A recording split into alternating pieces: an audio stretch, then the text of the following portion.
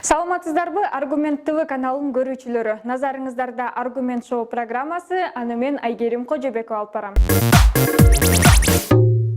Барыбыз тааныган Абдумалик Шерматовдун жылдызы 90-жылдардан кийин аябай катуу жанды. Москвадан окууну аяктап келип, ошол кездеги абдан популярдуу болуп турган Динара Акуловага үйлөнүп, экөөнүн карьерасы алдыга катуу кетти. Бирок алардын үй бүлөлүк бактысы узакка созулбады. Бир нече жылдан кийин Шерматов Кыргызстандын шоу аренасынан да жок болуп кетти. Көрсө ал кең Россияны көздөй жөнөп кетиптир. Ошол учурда анын артынан баланчаны алдап кетиптир, түкүнчөнүн акчасын жеп кетиптир деген сөздөр ээрчиди. Кыргызстанга кайтып келип, шоу аренасын ээлегиси келген аракетинен эч натыйжа чыкпады. Ал аралыкта Динара Акулова жалгыз баккан кызы Малика Дина чоңойду. Чала була шоу бизнеске аралашты. Анча-мынча чыр-чатак окуяларга да кабылды. Азыркы учурда атасы Абдумалик Шерматов кызы Малика Дина менен жакындашып, элдешүүгө аракет жасады. Канча кылганы менен жердиги артист аябай образга берилип, Маликага видео кайрылуу жөнөттү. Аны кичинекей кезинде таштап кеткени ызаланып калган кызы атасынын кайрылуусун көрмөксөнгө салып койду.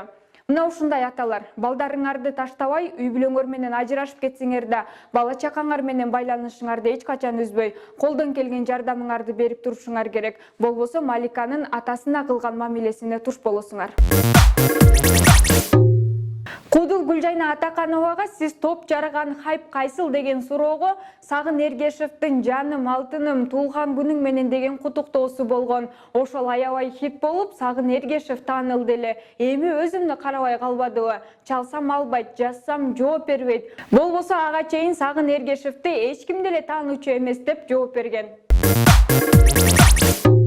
Маданият, маалымат жана туризм министрлиги белгилүү ырчы Малик Аликеевдин операциясына жардам көрсөтөт. Бул тууралуу министр Азамат Жаманкулов өзүнүн Фейсбуктагы баракчасына билдирди. Малик Аликеев агабызды жакындан көрүп келүүнү кааладым эле, бирок таласта болгондугуна байланыштуу видео байланыш менен чыгууга туура келди. Көпкө сүйлөштүк, акыбалын, чыгармачылыгын талкууладык. Министрлик тараптан колдоо көрсөтөрүбүздү, операциясына жана бул жылы 31-августка карата сыйлыкка көрсөтөрүбүздү билдирдим деп жазган министр. Эске сала кетсек, Малик Аликеев таластагы ооруканалардын биринде дарыланып, учурда баса албай калганы тууралуу маалыматтар социалдык тармактарга тарап кеткен.